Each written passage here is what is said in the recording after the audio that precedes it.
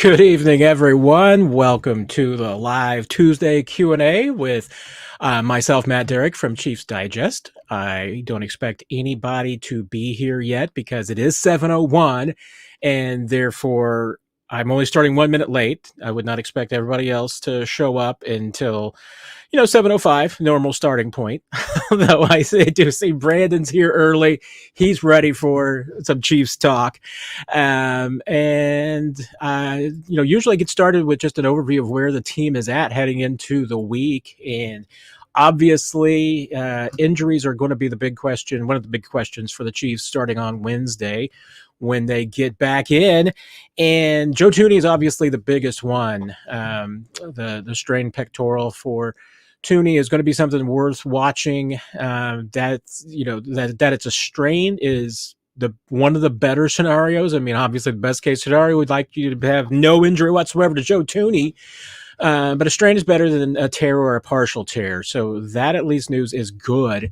I think it is going to be tough for Thuney to play. He is absolutely tough as nails, so it would not surprise me at all if he does give it a go. It's possible. It's difficult. I think obviously there'd be a better chance of giving him some time and him playing if the Chiefs make it to the Super Bowl and win the AFC Championship game on Sunday. But you might need Joe Thuney just to get there. So I can see it being a difficult decision for the Chiefs and for Thuney. They will obviously see how things play out this week. They won't put him in any adverse position, but they will give him a try and see what happens. Willie Gay is obviously the other one to watch. The neck injury at first did not seem to be too terribly serious. It popped up on Saturday, but obviously it knocked him out of the game early on Sunday against Buffalo when we tweaked it. So that one to me is completely up in the air. We really don't know what Willie's situation is. We'll get an indication on both those guys on Wednesday. If either one of them is at least a limited participant on Wednesday, that to me is a great sign. Now, Wednesday's not, at this time of the year, not a high-intensity practice. There's no pads, no helmet. So it's not an intense workout. It's just basically a walkthrough for the team this time of the year.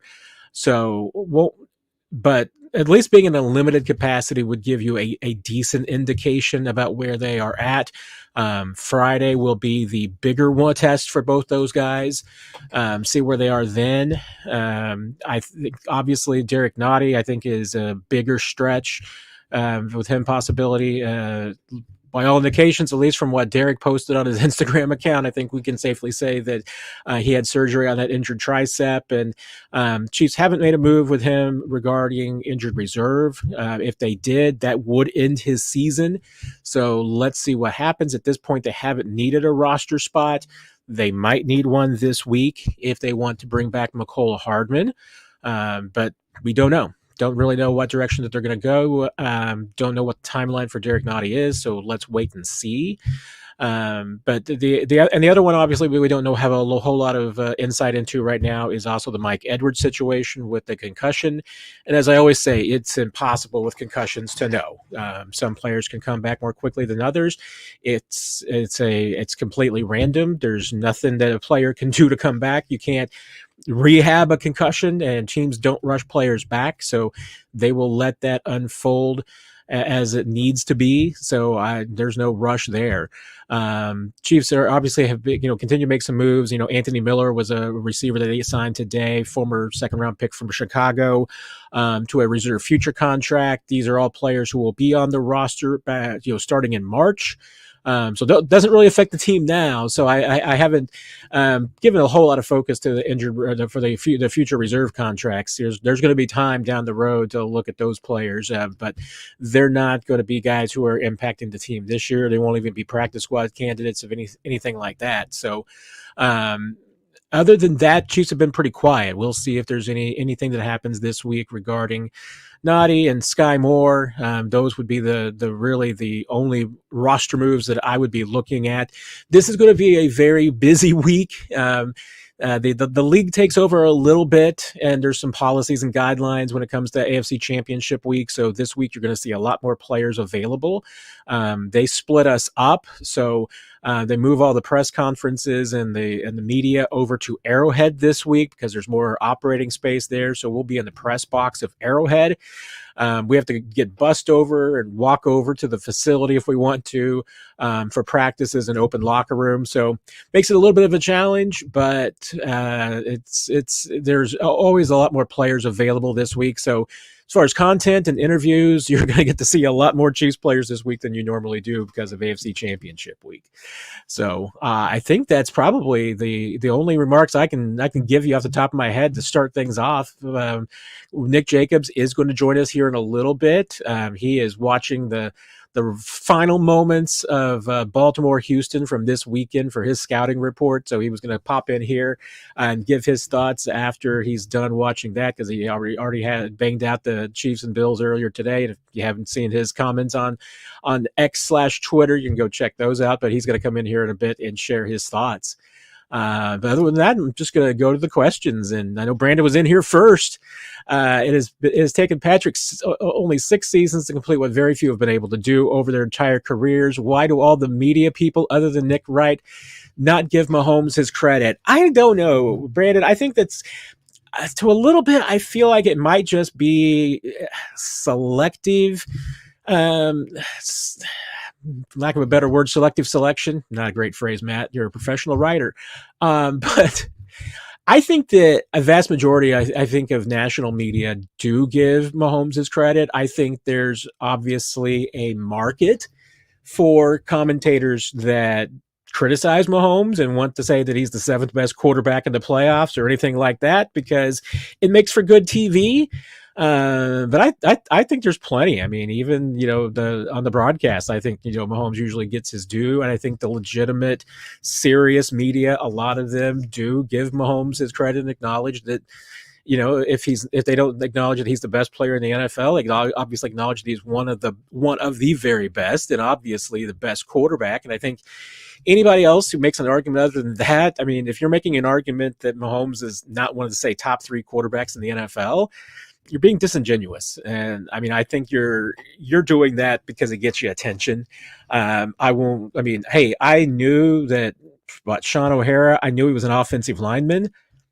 I didn't know that he was a commentator. I didn't know he had a career in media until he starts, saying that Mahomes is what did he say? He would take Josh Allen over him any day. I mean, I guess if you want to make that point, you can, but I think you're, to a degree, just trying to get attention. I mean, and if you want that career, I mean, it's a good, high-paying career. There's a lot of people out there making money, just saying things that they probably don't believe, but there's a market in it. So I say, hey, stick with the people who tell you, the truth. Stick with the people that make sense. Don't bother and don't give credence and legitimacy to the few people who have no interest in dealing truthfully. So that's my take. Dr. Ozzy, what's the biggest difference between containing Josh versus Lamar, and is one theoretically easier than the other? That's a question I want to ask some of the guys on defense this week because I'd be interested in their opinions as well because they obviously have the best insight on it. I think that the two biggest differences obviously is that, as big and fast as they both are, I think Josh is a bigger, stronger quarterback than Lamar, and I think Lamar is a faster quarterback.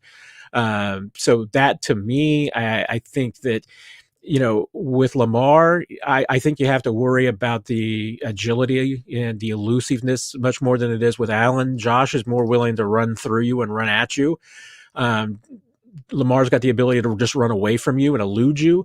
So, it is, I think there is a difference as far as, how you contain the lanes, how you make sure that you hem them in the pocket, because there's no doubt. I mean, that's something that Steve Spagnuolo's defensive scheme over the years for both these quarterbacks has been, is his strategy is always to try and keep him in the pocket. And the Chiefs struggled a little bit with that on Sunday in the first half with keeping out Josh in the pocket. Their lanes up front, they weren't really maintaining gap integrity a whole lot. That's one of the things that Andy Reid mentioned in the post game was, Joe Cullen making an adjustment as far as how they were kind of punching at the line and how they were kind of using their arms to get separation. It became a little bit less about gap integrity against Josh and just making sure that they were able to get in his face a little bit more. They just couldn't. They had to get a little bit more pressure on him, and you can't let offensive line guys be taking on linebackers. If your offensive linemen are able to defeat the defender at the line of scrimmage and able to defeat that front four and then are able to get to the second level and start laying blocks on people, that's your linebackers aren't going to be able to make plays that way.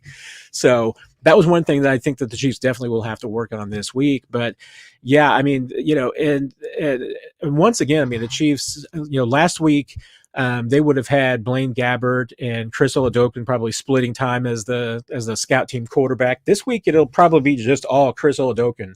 He's the guy that they put back there when they want somebody to run around and simulate, running quarterback. So they're going to get a handful this week on the scout team of guys just running around and not defense to give them at least, a taste of the speed. Josh is a big quarterback. I don't think he's as fast as Lamar. So I think that's pretty important for them to be able to get that adjustment to their eyes. I mean, you can't completely replicate Lamar's speed because he's elite.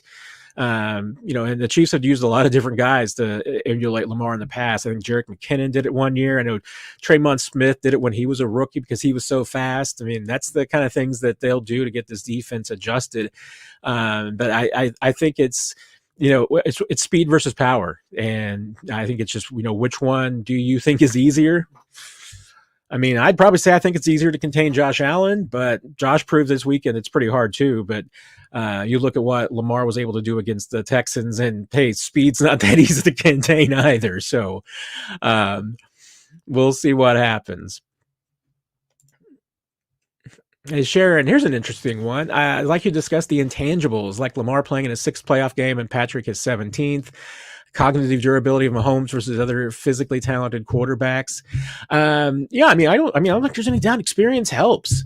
Absolutely does. And the fact that this is Mahomes' 6th AFC Championship game and verse for Lamar, I mean, that to me is a big deal. So, I mean, I think it absolutely is a significant factor.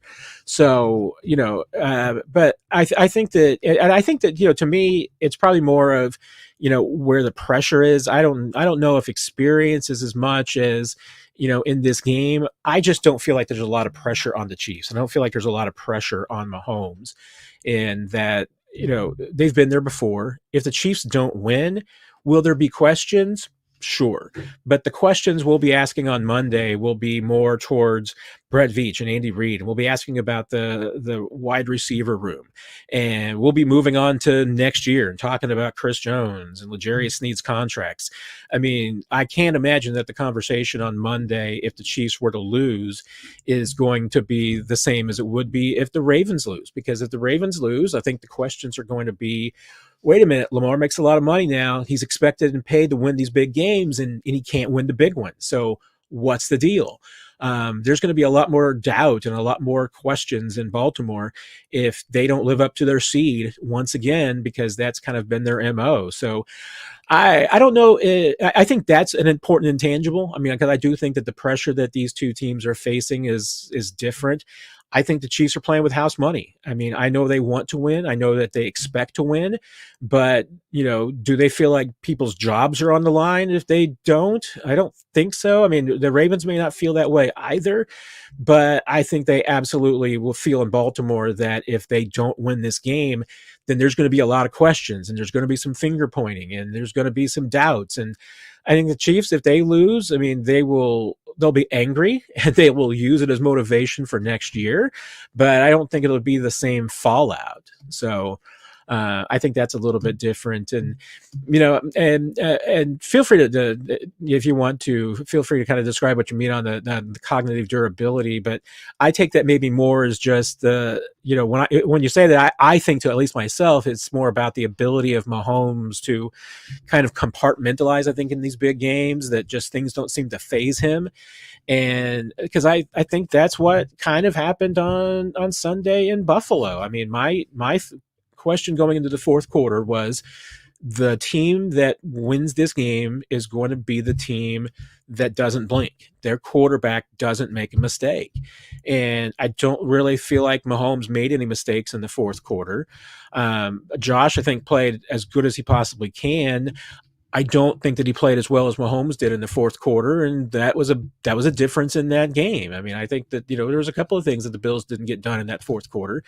And that's, that's the difference between Mahomes and other quarterbacks. And, we've seen that there have been other times. I mean, that's why the Chiefs, won Super Bowl 54. Mahomes was better fourth quarter quarterback than Jimmy Garoppolo. I mean, he has generally been the better and more, talented quarterback mentally than any other quarterback on the field. So, I think that's true again this week. I mean, I think as far as just the mental aspect of the game, I think Patrick Mahomes is going to have the edge in every one of those matchups, no matter who he's up against in the league. But there's no doubt. I mean, hey, still, Lamar is a fantastic quarterback, so you can't overlook him. Hey, he is just way too good. Brandon, I appreciate this because, as you all know, I mean, I asked for my Christmas present for you guys to all get me to 2,000 subs. So the fact that we got to 3,000 on January, I think we got over there on the weekend. So like January 20th, the fact that you guys all and gals all helped me do that was amazing. So thank you very much. I truly appreciate that. Dr. Ozzy, have you heard anything about Jet? His IG post the other day started speculation he could be back. I still stick by what I reported a couple of weeks ago when we confirmed his core muscle surgery. That's usually something that takes at least 6 to 8 weeks to recover from. The fact that Jet's back in the Chiefs locker room, I will tell you, is a little surprising because that's not normally where players, who are in the rehab situation that Jerick McKinnon is in. They're not usually in the locker room like he is right now. So I'm not going to ever bet against Jerick McKinnon. No one with the Chiefs has officially said that he is out for the season. It seems likely that he is, but until someone says the final word, can't say for sure. And same Red Royce on Brian Cook. He is still on IR. We have not seen him back in the locker room yet. So, this is obviously tomorrow is a day that he could be designated to return. But if the Chiefs are any indication and considering the time off that he has missed, it would be very surprising to me that if Brian Cook came back this week, even if he was designated to return on Wednesday and practice. I mean, you see it with Skyy Moore. I mean, Chiefs are usually one to give those guys at least a week of practice before they then put them into the game plan. So if Brian Cook did return, I think it would be much more likely for a potential Super Bowl game. But that's just my take on it. I mean, we haven't heard really anything on the last couple of weeks other than Andy Reid did think it was going to be a stretch for him to get back. Mo Mats. Was Chris Jones hurt or on a snap count? Didn't see much of him. No indication of either one. That really, you saw the rotation that the Chiefs had, and they were consistently rotating in that defensive line. And part of that was the game plan to try and keep those guys fresh against Josh Allen. Going up against that quarterback is exhausting. It's tough. And so the Chiefs really they went pretty deep on the snap counts for that entire defensive line. Joe Cohen was doing a lot of rotation there to try and keep those guys fresh. Let me pull it up and give you the exact numbers and everything, because there was no doubt. I mean, that Jones was getting some drives off here and there, and even then he was still popping in on those drives from time to time. But it was definitely intentional. It was, like I said, not a specific snap count or anything. And remember, too, just because of time of possession, the Bills had 77 snaps. I think it was officially 74 plays that they ran, but 77 snap counts. And Chris Jones was at 60. 60 is a ton for a defensive lineman. That was only Karlaftis had more. He had 64. Karlaftis is also a lot younger than Chris Jones. And honestly, to me, defensive end is a little less taxing than a defensive tackle. So you factor that in. But Amenahue played 44, Dana 44. 42, Pennell 40. That's a lot for Mike Pennell, by the way. Tershawn Wharton 25, Matt Dickerson played 16, Malik Herring 12. They went deep. They went deep to keep those guys fresh, and even more so once the snap count, especially in the first half, kind of got out of sync there. Because the Buffalo had 5 long drives, and so yeah, that was entirely it to me. No injury, no snap count for Chris Jones. That was just about keeping that defensive line fresh against Josh Allen. Brandon, what excited you most about the win against the Bills? Mine would be the increased level of play by the offense, no major drops or penalties. That's huge. I do think that, I mean, to me, the two biggest takeaways from that game, and certainly why the Chiefs won that game, was one, the defensive adjustments and your defense once again holding an opponent to 24 points or less. As Nick will say, I'm sure at some point when he gets in here, Chiefs games to race to 25, whoever gets their first wins. And Chiefs pulled that off. And so one was absolutely the defense. This team is winning with defense right now. And the fact that they were able to contain the Bills in the second half was the only reason that they won that game. But I agree. I mean, and to me, this is a period of time that we can, I think, officially say it's a stretch that this offense has been playing error-free ball. They're not making a ton of mistakes right now. There's not the drops that we've seen earlier. Kelsey had some against the Dolphins, but I think the Dolphins also played him pretty tough. You're obviously not seeing the turnovers. They had another, bad fluky turnover in the fourth quarter that could have cost them, but they made sure that it didn't. The Chiefs defied me. I did not think that they were going to win a postseason game when they lost the turnover battle, but they lost it. The Bills 1-0 and still won the game. So I think that's pretty encouraging. But you're right. I mean, and to me, and Nick, who is coming in right now, we'll keep saying, I mean, as long as the Chiefs play error-free offense, they got a chance to win every game with this defense. So.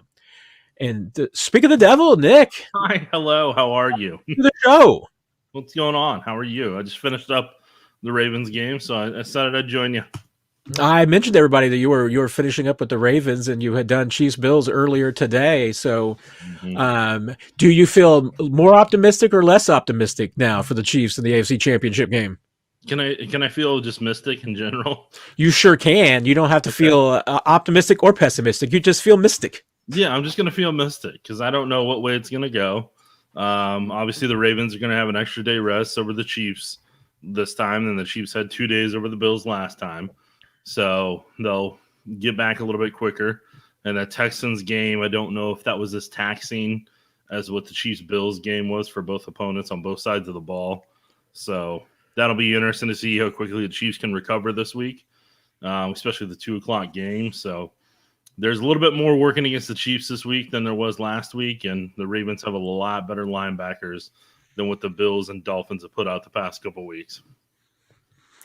Yeah, that is absolutely going to be a challenge, and I'm kind of curious, and we'll get into everybody's questions here. And Dr. Ozzy's got a good one that I want to fire by you, Nick. But what are your thoughts, and what did you see from the Ravens' run defense? Because the numbers say that you can run on the Ravens maybe between the 20s, but red zone, they are tough. And obviously, some of the metrics are, if you look at the advanced metrics as far as Ravens versus Chiefs run defense, it's lopsided in favor of the Ravens. And that probably speaks more about maybe the Chiefs advanced metrics than maybe the Ravens run defense. But I know I think the Ravens only gave up 6 touchdowns in the red zone on the ground this year.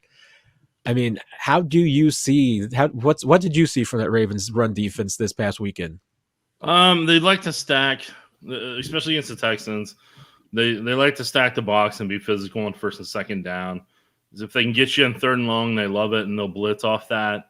But if it's 3rd and 5, 3rd and 6, they still have no hesitation of blitzing and trying to get after you with 5 to 6 potentially if they need to.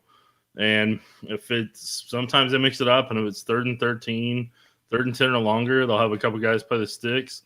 If they respect your pass, they'll have a couple they'll 2 deep on safety.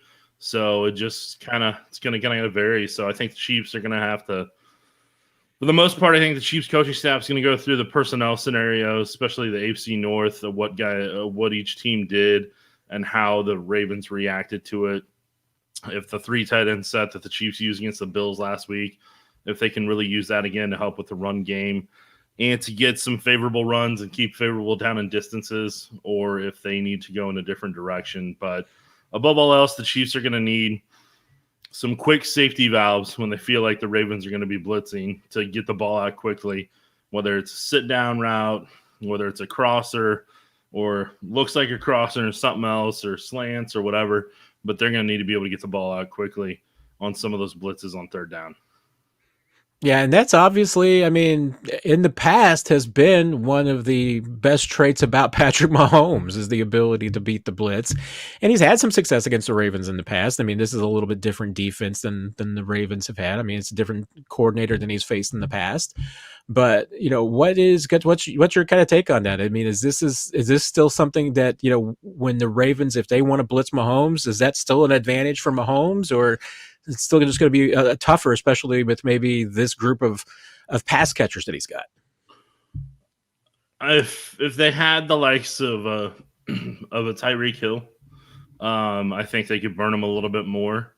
But a lot of these guys take a little bit more time to develop, and we'll have to see what the Ravens want to do to try to take Rashee Rice away and eliminate him, and try to force Pat to lean on McCole Hardman and Justin Watson and some of those guys to potentially try to utilize them more, or the Ravens force them to utilize them more. So I think that's going to be one of the bigger questions is how do the Chiefs do their spacing and their route combinations? And what do they find from what the Bengals did, what the Browns did, what the Steelers did, and maybe even part of what the Chargers did to kind of be able to get some stuff done? Because, I mean, the Texans hung with them there up until halftime and honestly had the chance to potentially go up 17-10.5, but CJ Stroud had a couple touch throws that were high that derailed that drive, and then the field goal kicker missed. Fairburn missed wide right on his, and that took the wind out of the sail. They didn't score again and didn't look effective. So, I mean, the Texans had a really good plan for how to kind of contain and corral Lamar passing, on obvious passing downs to kind of keep him in, but he got him a couple of the fake pitch bootleg with the left tackle Ronnie Stanley pulling backside to convert a couple times and actually got a touchdown in the fourth quarter off of it. So, I mean, the Bills was kind of a teaser for what the Chiefs defense and offense were going to face to a certain extent. So, I mean, you got a glimpse of what some of the stuff the Chiefs are going to go through with Baltimore, especially with Josh Allen running the ball. Lamar's quicker and faster, so you can't get out of position like the Chiefs did a couple times, like Wharton did a couple times when Chanel didn't keep contained on the design, and a couple other plays that they're going to have to be right in how they rush their 4 and where they bring their 5th from, and if they keep a spy for the 6th spot or not, because the defenses, it varies on which defense does it. If it's an obvious passing down, sometimes teams are brave enough to bring 6 and play some zone. But you got to have athletic guys that are blitzing to get to Lamar and kind of corral him in. And there's just certain ways to pin him in. Steve Spagnuolo has a lot of experience going against Lamar. He's done it multiple times in Kansas City. So, I mean, those are games that I'm going to end up going back to and kind of looking at how they handled Lamar. But the difference between this Ravens team and the Ravens teams of past is Justice Hill is like their James Cook. Edwards is going to kind of be essentially their Latavius Murray to a certain extent. Zay Flowers is honestly, he's what the Bills didn't have in that game as the second option at receiver. I know they have Nelson Aguilar. I know they have Odell Beckham. Beckham would kind of probably be the Stephon Diggs of the bunch. And then tight end wise, with Isaiah Likely, he's really starting to come on strong, and we'll see if Andrews is able to come back this week from his ankle injury. So Lamar's got a lot of weapons, and Chiefs defense, they could do everything perfectly, and they still may be able to do things on them just like the Bills were able to. I just think I think the Ravens are going to be able to be more versatile than the Bills were, to where the Bills leaned on the run a lot more than because of what they have at receiver. And I don't know if the Ravens will do that as much. Yeah, and that to me feels like it's one thing that I don't know gets really talked about enough is that I feel like Lamar, at least in the last few seasons, compared to the last few seasons, has a lot more weapons around him. I mean, yes, they're still young guys. Zay Flowers was a rookie. Isaiah Likely is, second year guy, but especially the way Likely has been playing over the last, 6 games. I mean, he has more help at the skill positions than I feel like he's had the last few years. And then obviously, if they're able to get Mark Andrews back, even Mark Andrews at whatever percentages he is a huge addition. Yeah, no, I don't disagree with you. And I know Mo Matz has got the question about the Niners there. I haven't got to the Niners game yet to kind of look at it with that eye. I'm working my way through. I just wanted to see how they looked the past couple weeks, and then I'll start to look through their losses and then what they were primarily in the month of December. You kind of have talked a little bit about the Ravens defense, but Dr. Ozzie was asking, and I think this is a good question about, maybe not as much attention about how the Chiefs defense matches up against the Ravens. Any insight to what you saw today? That you feel yay or nay for the Chiefs defense? Anything good or bad that they need to watch out for? I mean, this game's going to come down to the Chiefs defense and how they contain. Like, that's the number one thing, because Lamar has the speed to take off at a moment's notice, and he's athletically, in terms of running with the football, I don't know if there's a Chiefs outside of McCole Hardman. I don't know if there's another person on the Chiefs team that has that level of acceleration and ability to make a defender shake on the Chiefs offense right now. So they're not necessarily seeing that in practice on a regular basis like they would have when they had, Tyreek at the time, and he could potentially kind of be that guy. And as you and I both know, Chris Oladokun is going to end up playing that scout-wise this week. So he'll do the best he can, but Lamar he's got a new gear, right? He's got a really good gear right now, and he's got confidence to go with it. So, I mean, there's going to be that where you're going to be right on that part, and then you're going to need all the Chiefs linebackers you can get. So if Willie Gay is healthy, you're going to need him along with having to rotate with Tranquil, with Bolton, with Chanel. You're going to need all that combined. Anybody that you can have healthy on that defense, you're going to need every single bit of it, every single one of them, because there is a lot of athletic ability on that Ravens side of the roster, and there's a lot of skill at receiver, and there's skill at running back. So, I mean, the Ravens have put together a really good roster, and I'm not saying the Chiefs can't win. I'm just saying there's a certain path they're going to have to take, and protecting the ball on offense is going to be one of the biggest points that if they have a turnover this time, they may not have the same level of opportunities that they've had in the previous weeks or months, because the Ravens can capitalize off that, especially if they get creative with Flowers against that Chiefs secondary. Bart's got an interesting question because, this is probably, you probably have a better aspect of it than I do, because you probably have still watched more Ravens film than I have watched. But looking at the Ravens and the games that they lost this season, I'm not sure I see any real similarities. I mean, I will throw out the Week 18 loss to Pittsburgh because there were too many that doesn't count. starters sitting, so that does not count to me. But you look at their other losses. Two of them came in the first 5 weeks of the season in a 3-game stretch. Yeah. So to a degree, Week 3 losing 22-19 at the Colts, that's just a stinker of a game. Or actually, that was versus the Colts. That was at home. Then they lost at Pittsburgh 17-10.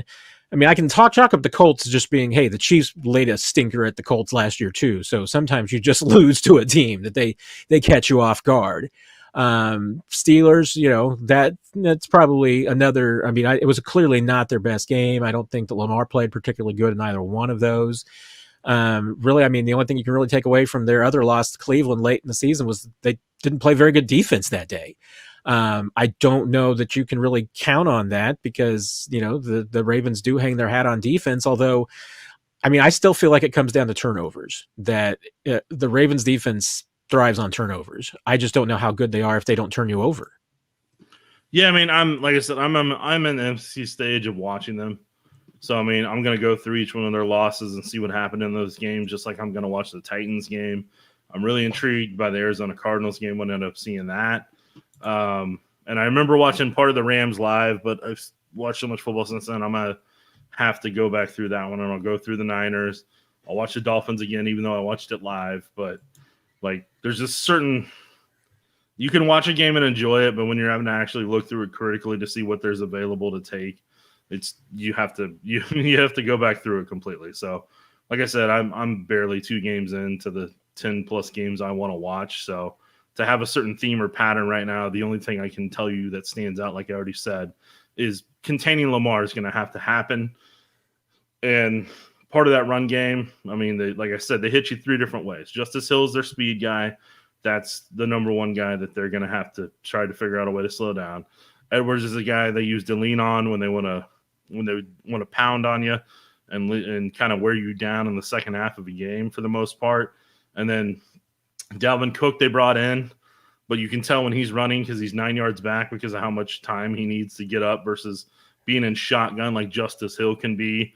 Edwards, kind of more of a pistol under center running back that they use between the tackles. So, I mean, that's part of that first scenario, what they're going to have to do. And then, but if that's working, then they love to play action pass off that. And then I think they're going to mix in some screens with Flowers, the way that the Bills were using screens against the Chiefs last week. Like, you're going to see a healthy dose of that. I'm not going to put you in a ton of pressure here, Nick. I will take the responsibility for this one, so I won't make you express your confidence on how confident you are of the Chiefs beating the Ravens. Jonathan, longtime listener, first-time texter. I honestly, I mean, I'm with the odds makers. I mean, when odds makers say, a team is a 3-point favorite at home, they're basically saying it's a coin flip. And yeah. I feel like this game's a coin flip. I mean, I'm about 50-50 on who's going to win this game. Yeah, I mean, it's the most pressure Lamar's been under in his career.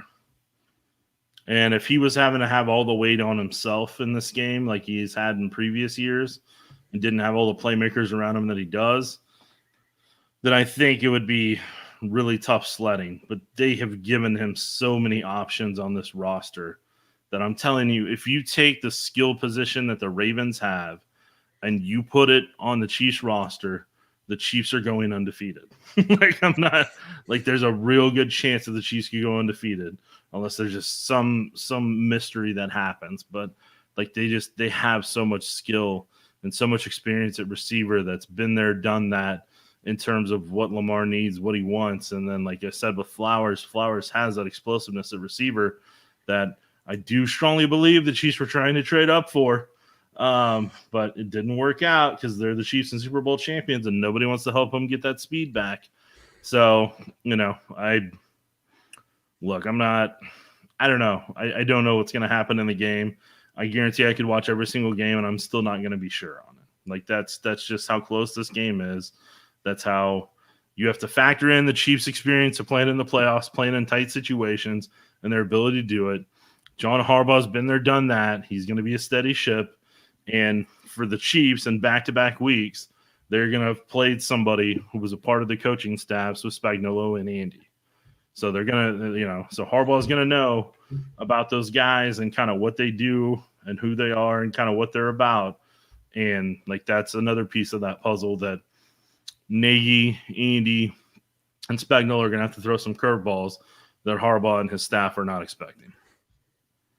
Yeah, and and you kind of, to me, you reminded me of something and kind of echoed something I said at the beginning. I think I just put it in a little bit different way, but theoretically, a week from now, whether you're watching Chiefs Digest or Ravens Digest, I mean, if the Ravens lose, the questions are going to be completely different than if the Chiefs lose. If the Ravens lose, Ravens fan base is going to be, why can't Lamar win the big one? What's the problem? Why can't this team get over the hump? What's their fundamental flaw? If the Chiefs lose, I mean, sure, there's going to be some hue and cry about the receivers room and, some of the weaknesses of this team. But by and large, everybody's going to be just moving on to next year and saying, okay, well, what do we got to do to reload and win this thing? I mean, to me, that there's a lot more pressure, I think, on Lamar and the Ravens in this game than there is on the Chiefs. Yeah, I'm not disagreeing with you. I've still seen the skill set they have on that roster. That's a lot to defend on every given play. Mo Matz was asking, Chris Jones concerns him with this pass rush versus Lamar, loses containment too much. I think that's probably, a little bit of the question about Chris freelances from time to time. But then at the same time, you go back and look at it. I mean, Chiefs are 3-1 with Chris Jones against Lamar and the Ravens, and Chris has, I think, 3 sacks in those games. He's typically played pretty well against the Ravens. At least the stats say that. In the previous Ravens matchups where Spagnuolo has been a part of it, the Chiefs haven't had this good of a pass rush collectively going against it. So that's if you're taking the biggest positive possible out of it, it's the fact that the Chiefs are going to get, from a pass rush perspective, their best rotation that Spagnuolo's had going against the Lamar Jackson offense. The only difference is the offensive coordinator.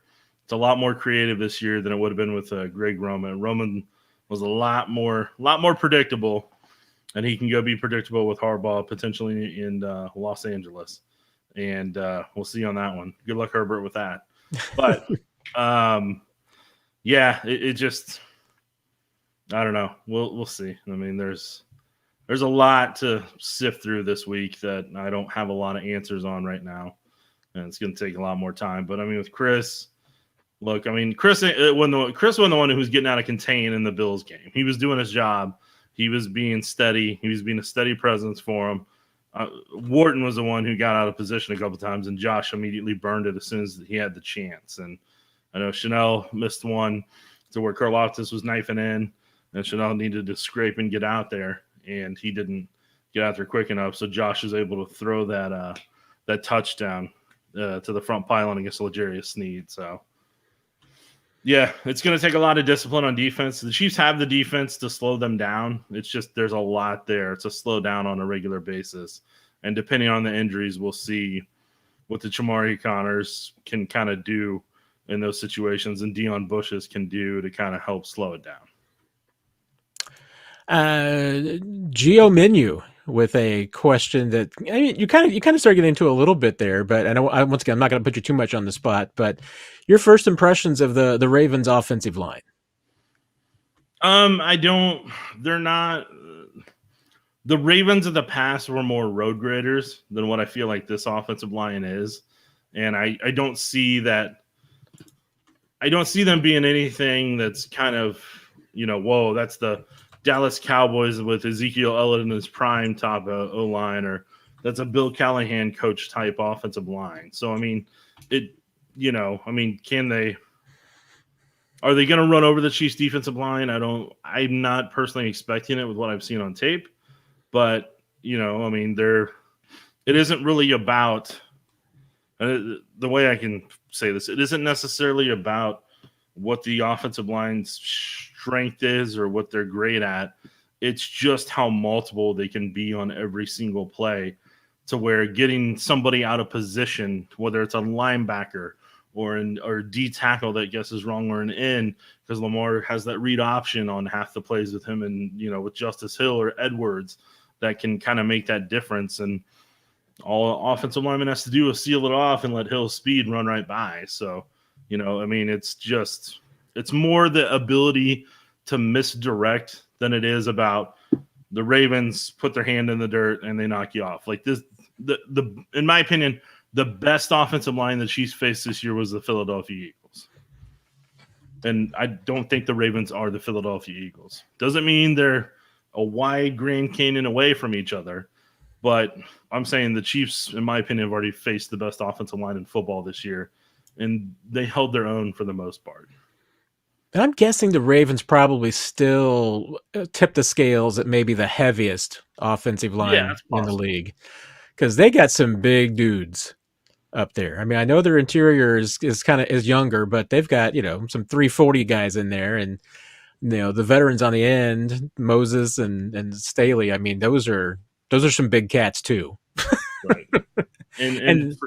For that would be more like a Raiders offensive line from a handful of years ago, back I don't know if that'd be 5, 6, 7 years ago when the Raiders had the big guys that they could kind of maul you with a little bit more. I think that was more Bob Sutton era. Those are some big dudes they got there. Dr. Ozzy's coming back. Do you think Spags and company will be able to do some things in the secondary to confuse, make Lamar hesitate? First year in an offense could pose some issues. I mean, the first year in an offense question is certainly legitimate to me, but I think Steve Spagnuolo and Dave Merritt confuse everybody with what they do in the secondary sometimes. Yeah, I mean, here's where the factor comes in that you didn't necessarily have to deal with Josh Allen last week. Is Lamar's second nature is to take off with his speed. Like with Josh is trying to flex and throw the deep ball.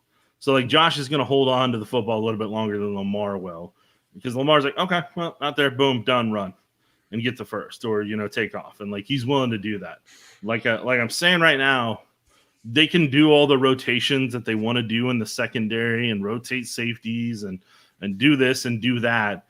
But it all comes down to that defensive line being able to contain. That's what's going to make him hold on to the football, and that's what's going to make him uneasy. So, if you're wanting to say that with, to where, like I said, where you play press and you have a cover one and robber and all that type of stuff and everything, okay, you can do that stuff. But I'm telling you, at the end of the day, the ability to contain Lamar is what is going to decide if they get burned or not. And I mean that's to me that's a lot on the front seven. I mean, they absolutely have to be assignment sound, and they've got to be ready for that speed, because that's going to be an issue. I mean, to me, I think that the two questions I definitely have, at least for the Chiefs, one of them, and they're both injury related, but one, I mean, it's worth noting, and even though Andy Reid did not mention it, Trent McDuffie did at least go to the bench to get his ankle retaped. Then maybe that was just that issue. Maybe it was just a taping issue and there's nothing else there. I mean, I still want to see if he's on the injury report this week, because he is just too valuable to that defense. But if they don't have Mike Edwards and they do have Chamari Connor, I mean, there is going to be an inexperience factor. And I would expect that certainly, I mean, the Ravens would probably try to attack that. And it's also a depth issue, because not only, are you looking at the prospect of a lot more of Chamari Connor, maybe playing free safety, but now you're probably looking at a lot more of Josh Williams and Jalen Watson, in that dime and those nickel roles. I mean, we'll see how Deion Bush also fits in too, but, I mean, there is probably going to be a little bit of a shakeup as far as how the Chiefs deploy their secondary this week if they don't have, I think certainly they'll have Trent McDuffie, but, the possibility of not having Mike Edwards certainly makes that dime position and that safety position a little more complicated. Yeah, no, I don't disagree with you. Let's see where we go next. I guess you were saying there was a question that I wanted to get to. Maybe I missed it. Uh-oh.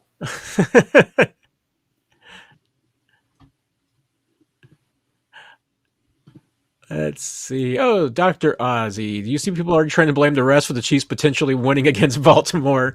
Warren Sharp's piece was an abomination of statistical analysis. I haven't seen Warren's piece this week. Have you, Nick? No, I've been busy watching Coach's film all day. There you go. I have no idea what's going on out in the world right now, other than I saw an article down in Florida that and somebody trying to deny public records that are out there. But, I'll have to circle back out at Oz and see. He has a second question. I think is interesting. Do you think that Isaiah Buggs makes his debut this week? Matt Dickerson had a rough game on Sunday. I mean, obviously, part of it stems back to the Derrick Nottie situation, and I would not expect Derrick Nottie to be back this week. So Chiefs will probably still be in that market. I don't know. I mean, what do you think, Nick? Is it worth? Do you want to see a guy like Isaiah Buggs making his debut in the AFC Championship game for the Chiefs? If I'm them, I at least have him on the roster active that day. But, I mean, the biggest question is going to be, now that he's been here, about a month or so, if that. Where's his conditioning at? Are they okay with where his conditioning is at? How many snaps can they get out of him versus what they could get out of Dickerson? And then Pennell, Are they going to bring Pennell up on the roster this week to the active roster? And would they put Noddy on IR? Or are they going to leave that open for Noddy? Or are we going to have another week where we wonder what Kadarius Toney will or won't do in terms of questionable or out, or what may happen there? Are we going to keep that limbo? So, I mean, look, I'd love to see Buggs on the roster, and I'd love to see a package for him and Pennell, or, two of the defensive tackles. But, I mean, Buggs hasn't been here for longer than a month. If he'd been here since training camp, then that'd be a whole different ballgame, and I think you'd actually see him getting steady snaps on the roster. So, I mean, hey, I'd love to see him out there, but your guess is as good as mine. But if they're having to choose between who can give them more snaps, I mean, Matt Dickerson's been here since training camp, and I always feel like he's going to get the nod over somebody new that they brought in. I mean, even, Neil Farrell hadn't been able to get on the field yet, and he's been here since September. So, I mean, I'm not necessarily optimistic about it, but I know what Buggs has ability-wise, and I think he's more of a 2024 play personally. Yeah, I mean, that would be my take too. I mean, and you make a great point with Farrell that, he's been here the entire time, and they haven't shown the readiness to move him up ahead of Dickerson on the depth chart. And Dickerson played 16 snaps last week. So I think you're obviously, I'll be looking at probably in that same kind of ballpark, that 10 to 16 category for Buggs if he did play. So yeah, is it, do you think that you're getting something if you're Steve Spagnuolo and Joe Cullen that you're not getting? I think it would be in that category of what Andy Reid would say about, putting guys in, the best position to be a success. I think that would be hard to put a guy who's been here a month in the AFC Championship game against the Ravens. Right. That would be a challenge to me, but you never know. If they see something and they think it's an advantage, they will go for it. Mo Matz has another interesting question. There's been some great questions tonight. What's the Chiefs' biggest edge over the Ravens besides Andy, Patrick, and the experience? Matt, you go first. I mean, that's a really hard one. I mean, obviously, you've touched on the three biggest advantages. You mean you've got head coach advantage, you got a quarterback advantage, and you've got 6 AFC Championship games, coming up under your belt advantage. I mean, I started saying I want to go with the defense, and I would probably go with that. But I mean, I would probably say Travis Kelce. I mean, I think that's your other advantage is that you got another Hall of Famer on your team.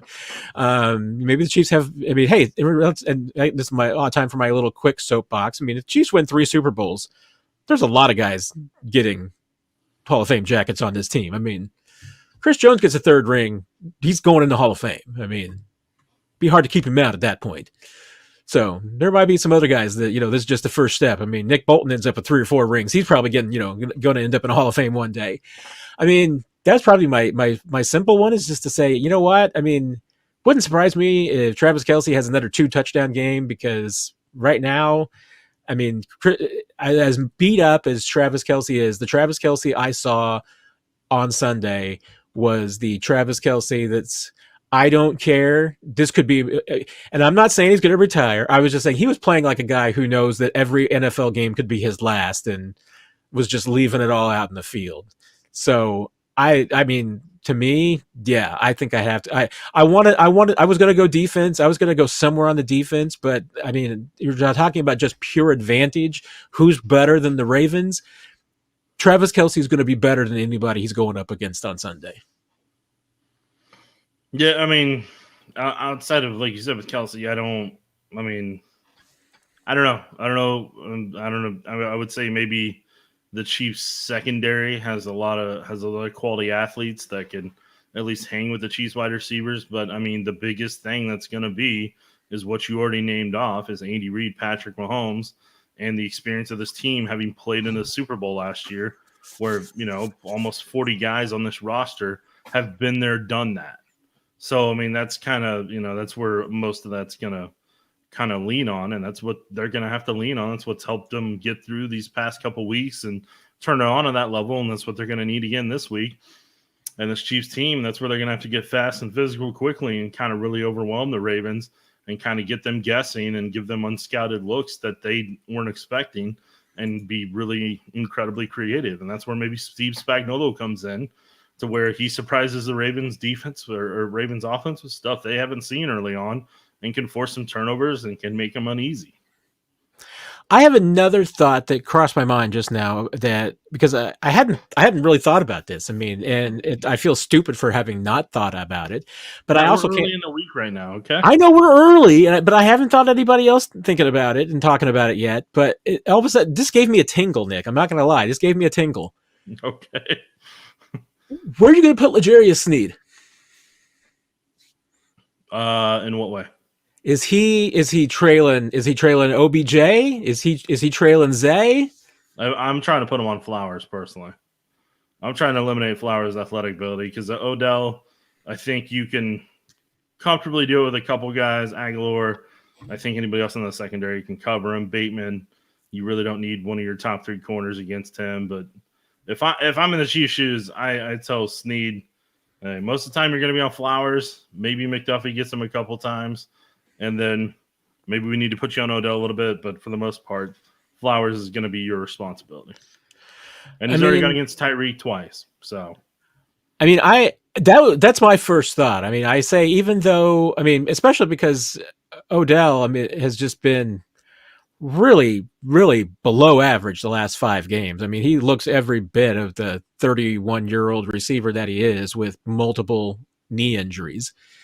And Zay Flowers, I mean, I feel like if L'Jarius is on Zay Flowers is getting 1 catch for 12 yards, and that's probably about it. Maybe that's a big win if that happens. Well, that would be a huge win. I mean, that's one thing off the checklist of 8 things you got to account for. I mean, now you have to make sure Isaiah likely doesn't get 2 touchdowns, and I'm not terribly frightened of Nelson Aguilar. Maybe I should be more frightened, but and then I just started thinking about L'Jarius Sneed versus Zay Flowers, and I mean, I'd buy popcorn and a ticket to watch that one. That would be that's a fun matchup. Like I said, he's gone against Tyreek twice, so he's already kind of used to that level of speed. So, I'm just saying, like, that's going to be one of the matchups that would be intriguing to watch on Sunday. But I've also got in my head how much I got to do between now and Sunday, how many shows I'll be producing over the next 5 days, along with being at the press conferences. So I've got a rather busy week ahead of me before I get to that finish line on Sunday.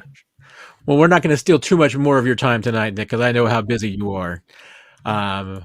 Here's a quick one we can go through, because I completely agree with this one from Red Royce. The team that makes the least mistakes wins this game. I'm generally speaking, that is my philosophy on the Chiefs postseason. If they make less mistakes than the other team, they are probably going to win. But that's more so than because I just don't know that this offense is good enough to overcome the mistakes that they've overcome in the past. Yeah, I mean, at the end of the day, this is the biggest week this Chiefs offense has had all year. I know that sounds weird to say, but like, they haven't played the Ravens in the regular season. Don't really know how each other matches up with one another. You don't have stuff to be able to kind of lean on and go back to from earlier this year, like they did with the Bills and Dolphins. So, like, you're getting to a point now where the offense, this is the most they've ever needed this offense to be on point, and if they can hang 30 this week, then that's what they need at minimum from them, type of thing. I know that sounds weird to say, but like, the goal has to be 30 or above this week. And I'm not saying that because that the Ravens are going to score just that much, but I'm just saying you have to have that level of mindset to push to that tempo and try to see if they can get to that point. So it's not just a race to 25 this week, Nick? You at minimum need to get to that, but I think you're going to need a little bit more this week. I will say this. I'm going to make a bold prediction, Nick. If the Chiefs score 30 points this week on the Ravens, they are winning Super Bowl 58. Oh, okay. I thought you were going to do something that you said on the podcast with Missouri football. No, that is way nope. I just want you to know, for me mentally, that's where you set the bar when you say something crazy. So I am not going. That's not even in that level. No, the Chiefs' offense scoring 30 points is not going to make me go Jason Kelce. I need more than that. I mean, we've done 30 points. I mean, I think, Mahomes, would have to probably throw at least 8 touchdown passes for me to even ponder going Jason Kelce? What I'll say for Dave, I see his statement there about Hardman inactive. Trust me, you don't want Hardman inactive. You need a speed this week. You just don't use him on jet sweeps. But, man, there was a couple times when he motioned around. He really messed with that Bills secondary, and that's why Kelce got that corner. I think that might have been, because he motioned over. I may be blurring a play together, but he motioned over, and I think that's what helped Kelce get wide open on his corner route touchdown, if I'm remembering correctly what I posted earlier. So you want the presence of McCole Hardman's speed out there. You just don't want him running jet sweeps to where ball security. Because I totally forgot. I was like, oh, yeah, he did fumble on both those jet sweeps when I was watching it. I was like, yeah, no, maybe don't do that. So yeah. I am fairly certain that once again that there will be some ball security drills at practice extensively this week, and but Mike Frazier's going to be out there beating guys up with gladiator sticks to try and get the ball out. But indeed, just don't stretch the ball out. Just don't stretch it. Just go down.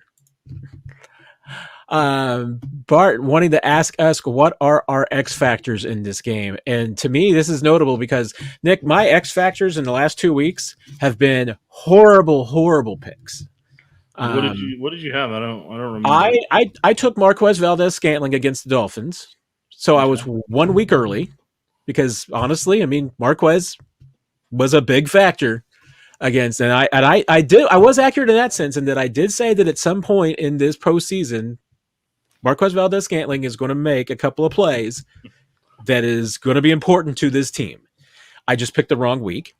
And then against the Bills, my X factor was Mike Edwards, who, of course, covered a concussion on like the second play of the game. So my X factors are curses.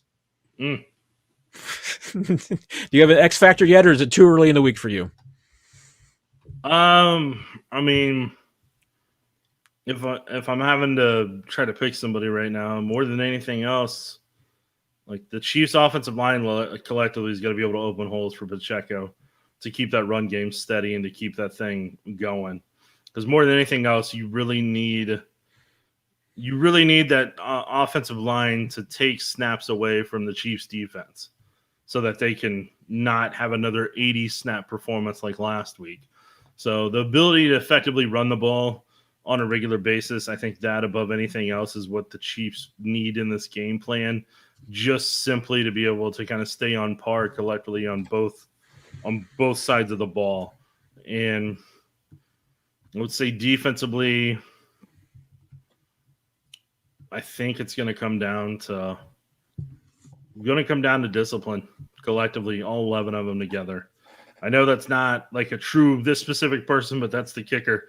It's not going to be one person on either side of the ball that's going to have to take it to a new level. For this team to collectively beat a very talented Ravens team, it's going to take all 48 of them together, doing each part that they need to role-wise, doing everything collectively to bond together just like they did against the Bills, because it's going to be a team win if they get it done. Like, it's not just going to be Mahomes win off. Like, it's not just going to be one thing or one person.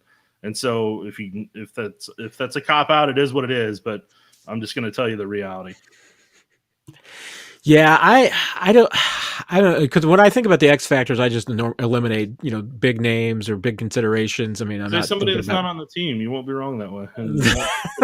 there you go. I know. I think to myself, hey, maybe this is the week I should think that Noah Gray is going to get 4 catches, but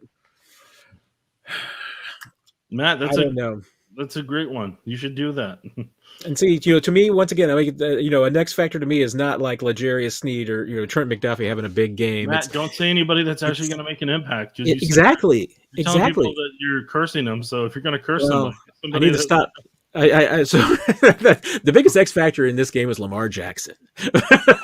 They're great. That's what you need me to say. Nailed it. Oh, here's an interesting question, Nick. Should the Chiefs defense play more zone so they don't have their backs to Lamar? I mean, Chiefs do love their man, but Steve also loves to mix things up. So curious about that. What do you think? Again, when you're scouting an opponent, I think it comes down to what do you want to do? What do they like to do down in distance? So, I mean, if you have the zone, okay, that helps you out with part of the run game. Yes, it lets you keep eyes on Lamar and all that type of aspect and everything. But at the same time, there's going to be certain times on 2nd and 5 from the left hash they want to run this combination, or on 3rd and 7 they want to try to attack this area of the field, and you're going to have to disrupt that. And that may be with press man coverage, that may be with simulated pressures, it may be all those type of things, but it's going to depend on what, at the end of the day, what it comes down to is the Chiefs offense. Can they figure out not only what the principles are, what the Ravens want to do, but what do they pride themselves on? What makes them uncomfortable, and how do you attack that and make them uncomfortable throughout the football game? How do you take away their strengths? How do you attack their weaknesses? And then on defense, what can you – it's the same concept. What do you want to take away from them? What is going to make Lamar uneasy? What is going to frustrate him? Because there was 2 different times I was watching the last game. He got frustrated with Ronnie Stanley getting in his way when he's getting ready to take off and accelerate, and he threw a temper tantrum. Then there's another time when Nelson Aguilar didn't make a cut that he wanted to make on this blitz and throw it, and he threw another temper tantrum then.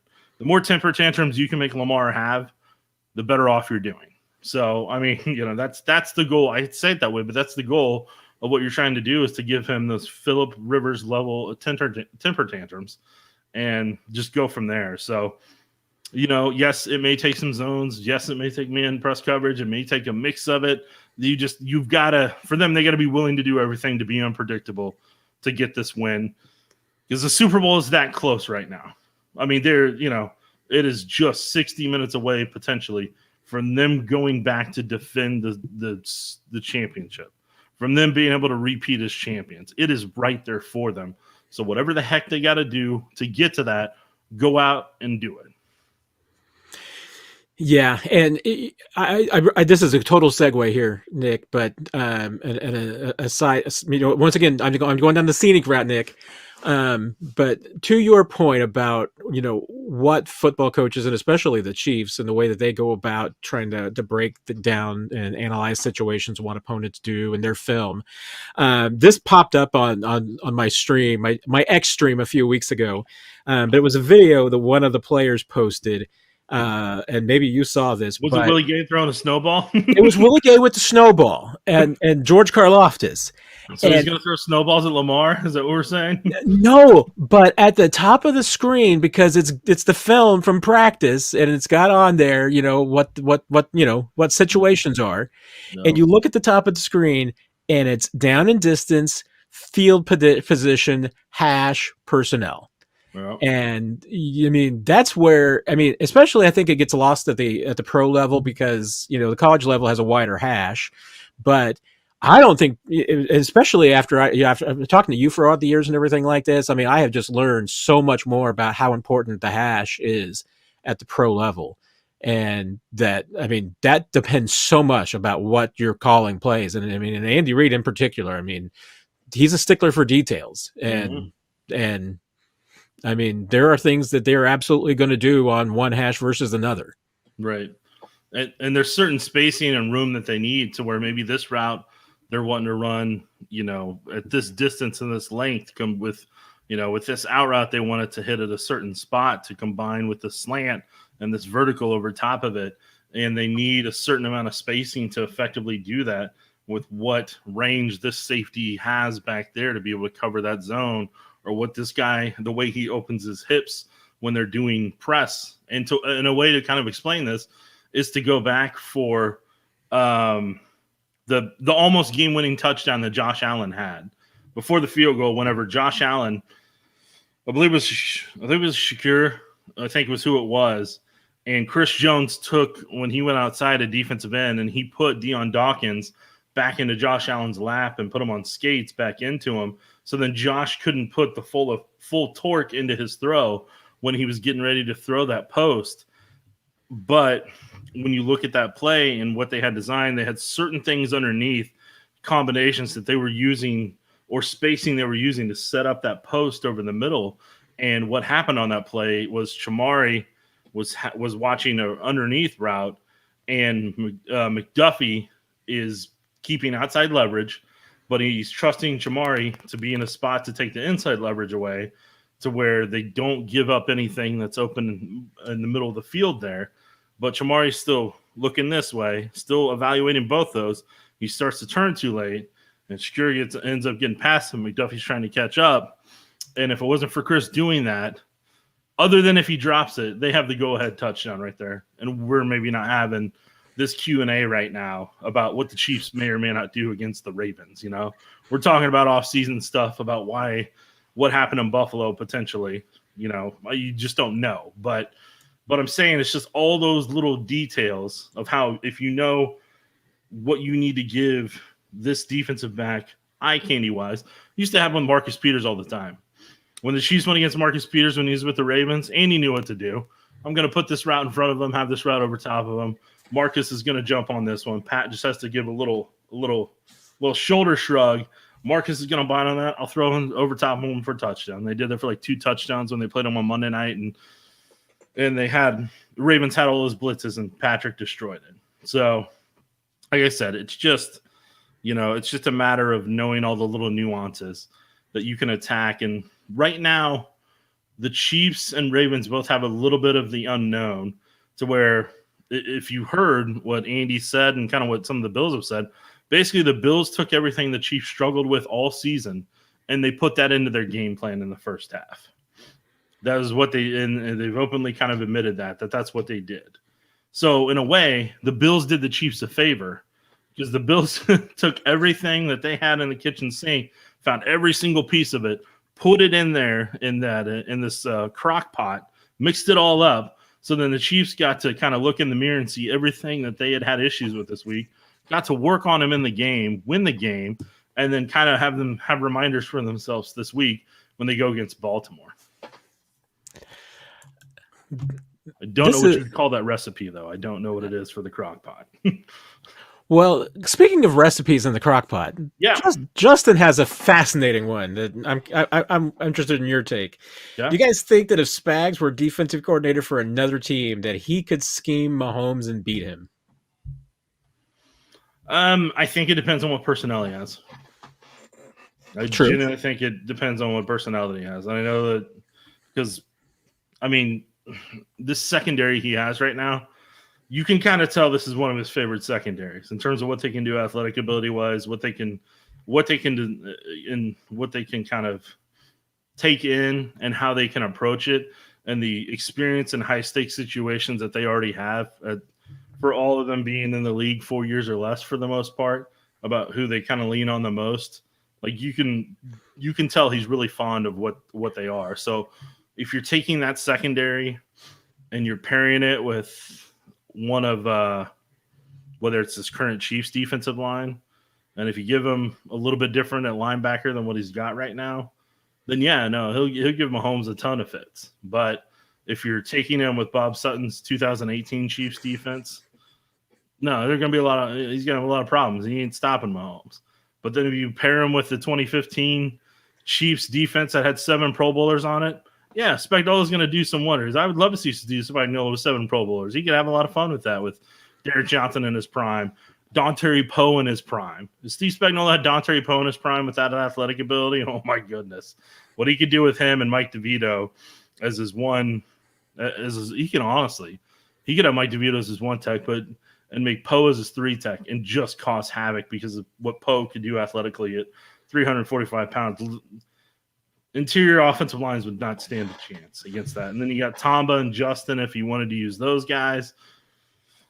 And like I said, have Derrick Johnson at linebacker, and then you'd have Eric Berry at safety if you wanted to use him. So he'd have a ton of athletic ability, man. And then Jay Howard on top of it. I can keep going, but at the end of the day, I said it all comes down to personnel. The more personnel you have that's athletic enough and can process and do what you want to do and what he shines at, then that's a good thing. But that's why Brett Veach has built up this roster, because it's what Spagnuolo needs for his system to work at its best. And he was able to get him as much as he could. And that's why they're one of the top They've been one of the top 2 defenses this year. And, oh, hey, guess what? They're going against one of the other top 2 defenses this year in the Ravens. And I will.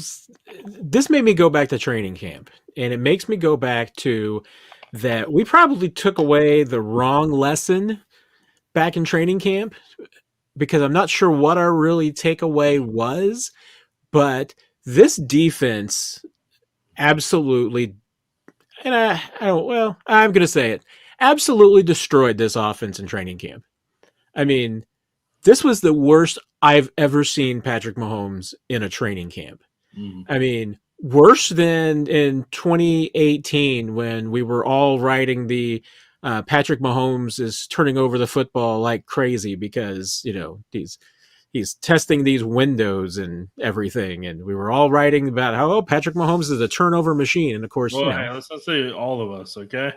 No, I was being facetious when I say all of us, but that was the narrative that came out because, Andy was just letting Patrick figure out what he can get away with. But this year in training camp, I mean, this defense, we should have known back in training camp, this defense was for real. And I think, we probably also should have realized at the same time, this wide receiver group's not as good as Patrick's used to having. Because this was the roughest that this offense has ever looked in my 7 years with Patrick Mahomes as the quarterback in camp. Even worse than his rookie year. Like I said, even worse than 18 when Andy was really just letting him test things. And as Andy said, I mean, those windows were even tighter.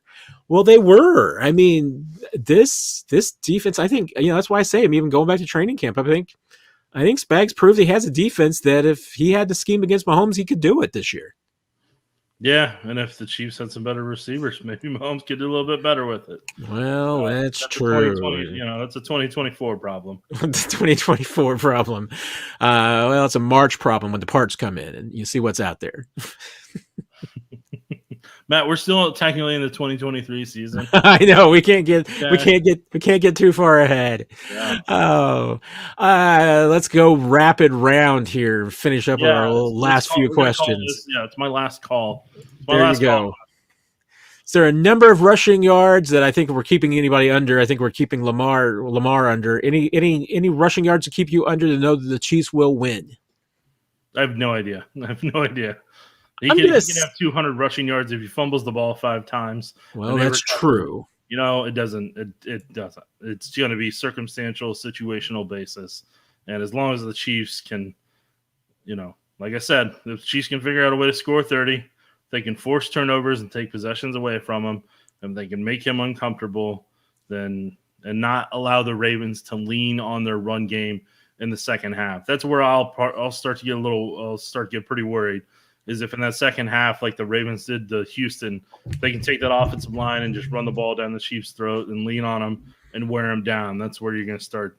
That's where I'm personally going to start to get nervous if it gets to that. You're talking me into it because you're right. I guess, realistically speaking, yes, there is no number because Lamar could run for 12 yards and still win the game. He could run for 200 and lose the game. Although I think if he gets 200, I mean, even the five turnovers might, still not be enough. But you never know, Matt. Brandon's question: who's the worst quarterback left to prepare for? His is with Lamar. So the worst quarterback in the playoffs?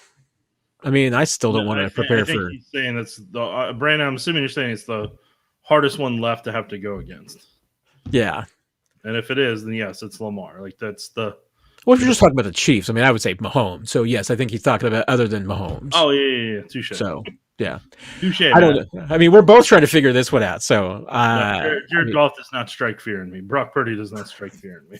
If I'm the Chiefs, the worst quarterback to prepare for is Lamar. If I'm the Ravens, the worst one is Mahomes. If I'm the 49ers, I probably still say Mahomes. Man, I think we nailed that from all angles, man. Because I know Mahomes has. Well, I guess Lamar's beaten the Niners too, so he's done it more recently. So, but they've at least gone against them this year. There is no unknown. 49ers have to harken back to last year when Brock Purdy had to actually come in their game against them. Hard to beat beat a team twice in the same season, Nick. That's what they tell me. Well, Chiefs did it to the Dolphins. Touche. No, there you go. This is when we were talking about X Factors, and Brandon was telling me not to choose any. And yes, choose if your X Factors are curses, pick Lamar. I did it. I picked Lamar. There you go. Nailed it. You're a man of the people, sir. John Johnson, the defensive line needs to deflect Jackson's passes. Do you think is that the key, Nick? Knock him down at the line? I mean, they can knock some down and everything, but like I said, man, I just don't want to see him taking off running with the ball. That's when I'm gonna get really nervous. So, I mean, that's the path more than anything else. God, they got to be able to contain him. Just watching him take off about an hour ago. Look, maybe the film's too fresh in my head for all the variables that are rattling around inside there. Maybe I shouldn't have come on the show right after watching it. I know how Steve Spagnuolo feels when he's talking to us up at a press conference. Yeah. You also understand why on a Thursday that Steve can't remember anything that happened in the game on a Sunday. Oh, dude, I don't blame him one bit. He's already watched like 20 other games of the upcoming opponent, and he's probably gone back. Like by the time we chat with Steve Spagnuolo Thursday, like that, this is just me nitpicking. You can tell me, I understand we haven't gotten them since that game, so kind of going back and asking about individual players and everything, I get that, but at the same time, like let's help that poor man out. Let's let him talk about Lamar and what makes him great. Let's let him talk about that Ravens run game because, asking him about something on Sunday when he's probably been through 20 plus games of the Ravens and gone through what he did against them the last couple times, and if he's got a journal like Andy and he's got stuff written down, and then he's already moved way on at that point. So. Yeah. No, I totally get that. I only have one question for Spags that I would like to ask him about Sunday's game, and that's just specifically about Andy talking about the adjustment that Joe Cullen had the defensive line make in the second half, just because Andy singled it out. But other than that, I want to know what Steve thinks about Lamar and the Ravens because that's much more critical this week. Mm-hmm. Nick, how impactful do you think the Chiefs' defensive line can be this week? No, they better be pretty impactful. It's going to decide to go to the Super Bowl or not. So they're going to need to stay fresh. They're going to need to have a good rotation. Going to have to be disciplined. It's going to take every single bit of that for them to be able to hoist that Lamar Hunt trophy on the road. Like that. This is a week, man. This is a week where that D line, they need them to be on point. Yeah, they need the offense to help them out a little bit because those guys had to play a lot of snaps last week. More than a little bit, that's for sure. So, yeah. I mean, I know they tried to rotate them, but what we talked about earlier, Karlaftis played 64 snaps, Chris Jones 60. It's a lot of snaps. Last one, unless anybody else wants to sneak one in under the buzzer, but will Skyy Moore play this week? I'm probably 50-50. I mean, Skyy tweaking his knee again on Thursday and sitting out Friday was significant. We'll see. I mean, I think if he's healthy, I think they can certainly use him this week. I don't think there would be any problem getting him in there and give him a few reps, but I don't think that they have to have him. There's no reason to rush him if he's not 100%. So I'm 50-50 on it. I can't really make a call yet until they get on the field Wednesday and we see where he's at, but it would not surprise me if he did not play this week. For me, I think it's just how much. When are they willing to throw in the towel for Kadarius Toney this season? Because he hasn't played since Buffalo, right? If I remember correctly, I don't think he's played since the Buffalo game. That was in early December. You are correct. But he's been on the active roster and he's been questionable or out every week. So either it's not getting better or you're just, So if they feel like they're good at what they have receiver, then I don't see him being activated this week. You just hold on to that. But above all else, I mean, I think they've got set what they're going to do. I think they're going to use a lot of 3 tight end set. I think they're going to use Watson. They're going to use NVS. They're going to use Hardman. And they're going to use some guy named Rashee Rice. And maybe a little bit of Justin Ross potentially. I don't know. He didn't get a lot of snaps. We'll see what he does this week. But I don't think they have to force another receiver into this rotation right now. if what they've been doing the past 3 weeks is working and it's helped them win and move on, and for this offense to be effective and to almost score 30-plus points when they were in Buffalo. Yeah, Kadarius last played, it was New England on the 17th of December. So, I totally forgot about that game. Yeah, I forgot about that too. Yeah. So, yeah. So, when he next plays, I mean, Sunday will be 6 weeks since he last played, which, by the way, was almost exactly how many days that he went between his injury and playing against Detroit in week 1, which did not go well. So I mean, no insight here. This is just gut reaction. I'm not even sure if the Chiefs go to the Super Bowl that it's fair to put Kadarius Toney in there, because, and certainly if he is, you don't put him in the role that you put him in week 1 against Detroit, because I think that the Chiefs proved afterwards that was totally unfair to Kadarius Toney to give him that big of a role and ask that much of him when he hadn't gotten any work and certainly no hits or contact or anything of that nature. I mean, if they've shut him down for the season and it's just been a quiet IR for Kadarius Toney, I've got no issues with that. I mean, could they have used a roster spot? Maybe, but if they're holding out hope that he can be available at some point, great. But I just go back to that week 1 situation, and I think that even Andy Reid would tell you that how they managed Kadarius Toney and what they asked of him in week 1 was totally unfair. And really, as Andy Reid likes to say, I mean, he put a player in a bad position. He put Kadarius Toney in a bad position in week 1, and it hurt the team and it hurt the player. I totally forgot about that Patriots game. That's right, touche. The Patriots game, yes, which coincidentally also had a drop that turned into an.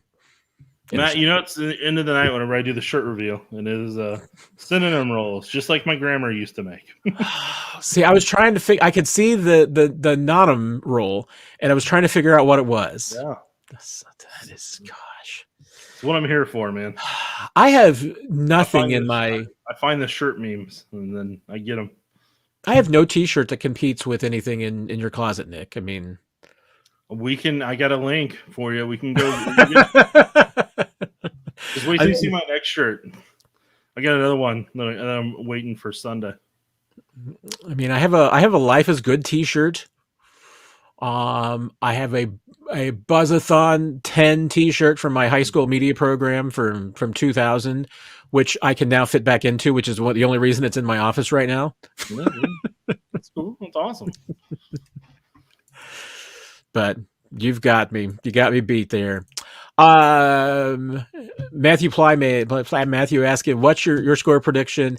I'm too early in the week to have a score prediction, but I will say I'm of two minds. One is a Ravens win in which I think this game's in the 30s, and one is a Chiefs win in which I think it's in the 20s. Okay. But last question I'm saving is for you, Nick. Nick, who's your favorite Chief of all time? Is that too hard? No, it's not too hard. I don't have just one. During a certain era, I loved watching Derrick Thomas. That was what I watched for every single Sunday or Monday or whatever the heck they played. But Derrick Thomas is a part of my childhood, always will be. And so watching him rush the passer was my favorite thing every week. Then I know it's going to get weird here for a minute, but watching Willie Roaf play left tackle whenever I was playing high school ball, like that was really fun. Just marveling at him and that Chiefs offensive line every single play. That 03-04 Chiefs offensive line, that could be my other favorite Chiefs of all time. And then lastly, obviously watching Patrick Mahomes. Like, we'd always dreamed of seeing a quarterback like that out on the football field, whether you're a media member, Chiefs fan, or whatever you may be, and being able to watch that in practice. And I just don't ever take that for granted. I know that sounds like I get what I'm seeing right there. And I'm like, man, I feel bad for whoever has to follow this guy when he retires. Like, this is a life lesson I want to tell somebody right now. This is if you don't want to be the person that has to replace the man, you want to be the guy who had to replace the guy who replaced the man. Correct. Like you don't want to, you don't want to be the guy that replaces Dan Marino. You want to be the guy who replaced Jay Fiedler or Damon Ewert or whoever it was at that time. You don't want to be the guy that replaced, it worked out for Aaron Rodgers and Brett Favre, but, and the Packers is one of the few times where it actually kind of works out and a nice little succession that they have. But in other places, boy, you don't want to be the person who replaces a legend. Yeah. I've mentioned it before. My favorite player, my first favorite player growing up was Joe Delaney, because I just loved the way that he played and his size, and and I don't entirely understand why he just stood out to me, but I think it was just because he just played so cool and looked so awesome on the field that I just fell in love with that. And I'm not old enough to, remember Lenny Dawson or anything like that. So, but to your point, I do remember having trading cards of both Mike Livingston and Steve Fuller. And Steve Fuller was certainly the more favorite quarterback because, poor Mike didn't have a chance. Replacing Lenny, he never had a chance. But Steve Fuller, there you go. And I love Steve DeBerg because I love the fact that Steve DeBerg was, 78 years old and out there just, moving an offense that had, just a ground control, ground chuck offense. And he was able to do it in the play action with just absolutely magician moves. Like I said, at 78 years old, Steve DeBerg, I think every finger in his hand was broken. There was just something I loved about Steve DeBerg, man. So the life lesson we've taken away from tonight is you want to lower the bar so you can jump over it. There you go. And my last little thing I will throw out there, because I can say this safely now because I don't use this for anything, but at one point in my life, if I had a screen name on any internet service like, I don't know, CompuServe or something, and I needed to put a number on it, I put number 19 for Joe Montana, because I figured if, using 19 for Joe Montana instead of 16 because of respect for Lenny was good enough for Joe Montana, it was good enough for me. So you've told me I can find your burner accounts now. If you can find some old message boards, yes. Nothing in the last 20 years though. I think I'm safe. Challenge. There might be one that's still out there that if you're really sneaky. All right, man. It's grocery store time for me. All right. Well, I think we've cleared out all the questions. So thank you, everyone, once again for joining us. Truly appreciate you sitting in. I hope we were able to answer your questions and give you some good stuff tonight. A lot of fun. Nick, thank you for stopping by as always. We will be back with you on 41 is the Mic after the game on Sunday.